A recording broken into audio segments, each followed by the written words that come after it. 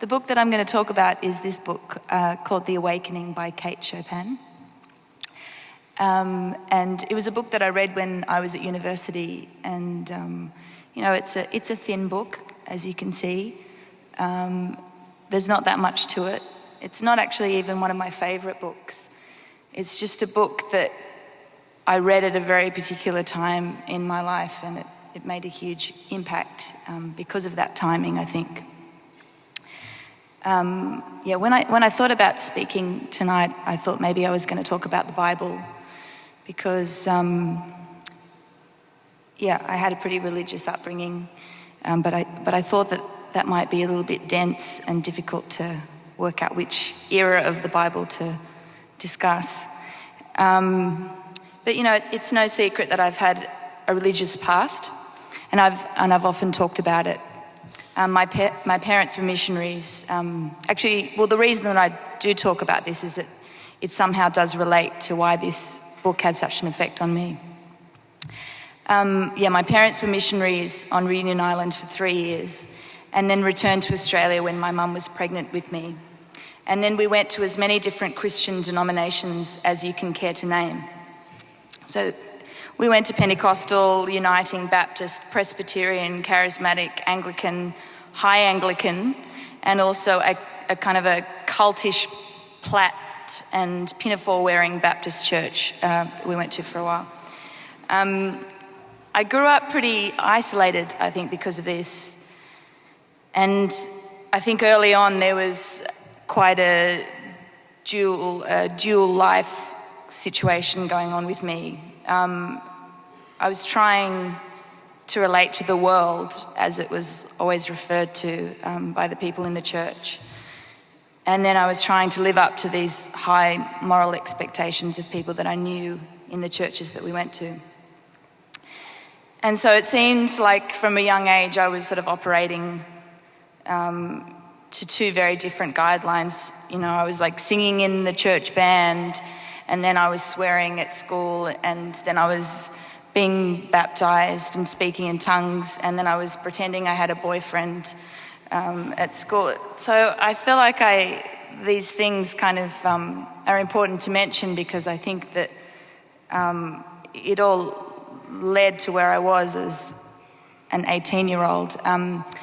At that point I felt like I really needed to reject the church, and I needed to kind of work out what I believed, because I just sort of inherited what I believed from my parents.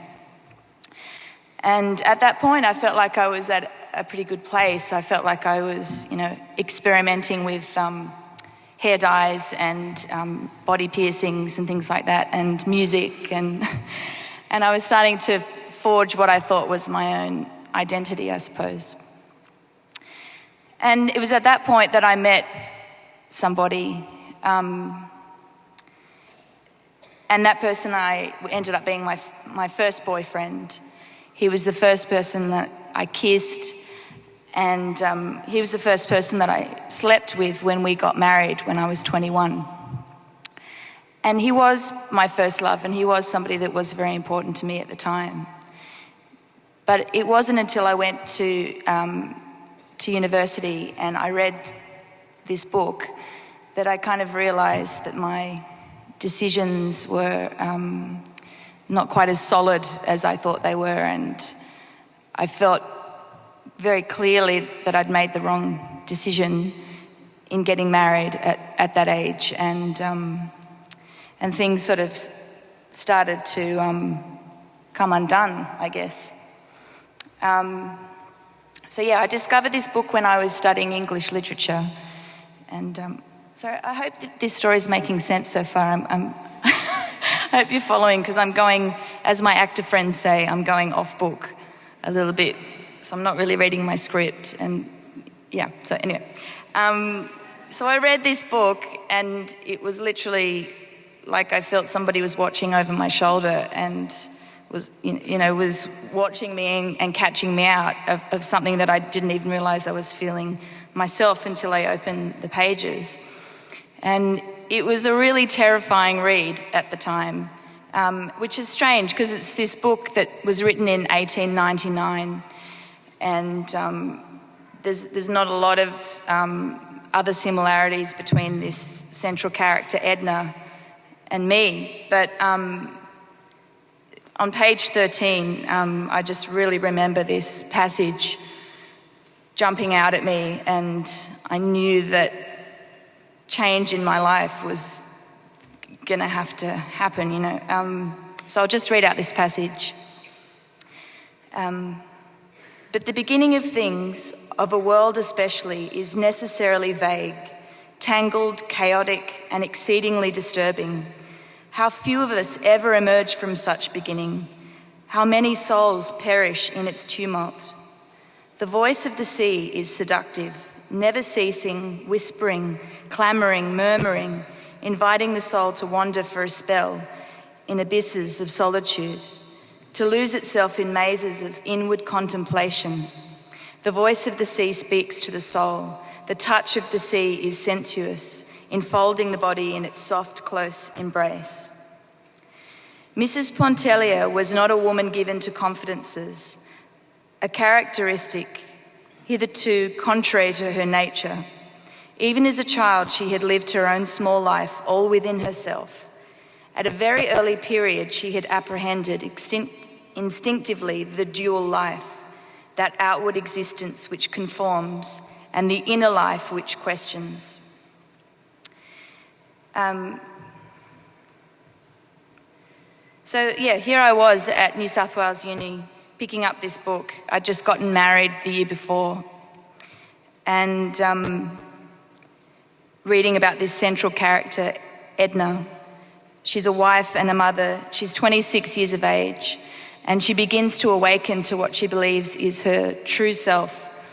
Out of a fog and out of a dream, she realizes she didn't marry for the right reasons. She realizes she has established no real identity or life of her own, and she seeks her own artistic path. She falls in love with a younger man, a man whose situation is vastly different to hers. And like I said, Edna and I were very different in many ways. But there were so many things that felt painfully close to what I felt was buried beneath the surface in my own life. Because I felt like I'd gone into being married as a child, and I felt like I hadn't discovered and learnt within that time of being married. And so I felt that it was sort of coming undone. It wasn't something that happened straight away. I guess that's the thing with this book. You know, it did change my life, but it took quite a few years for me to even realise that had made such a change. I felt very taken aback by it when I read it, but I guess like a lot of things, you sort of take it in and then you hold on to it, and it's sort of like this little secret thing that you're holding on to. But reading The Awakening started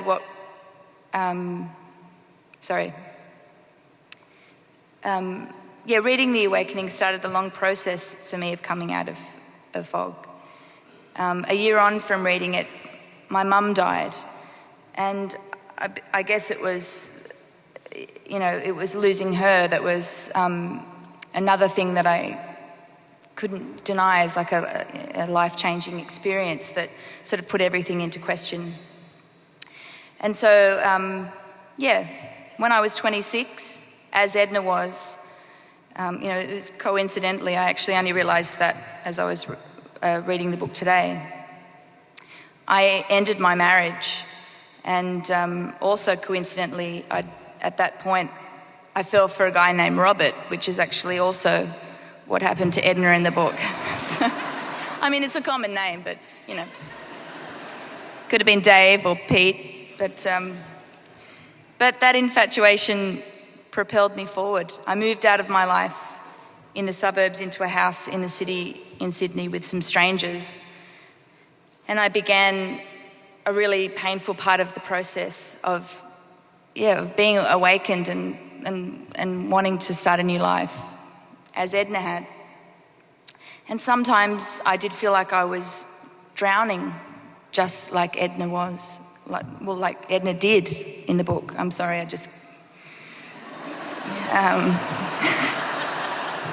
that may or may not be the ending. But I didn't drown. So thank you.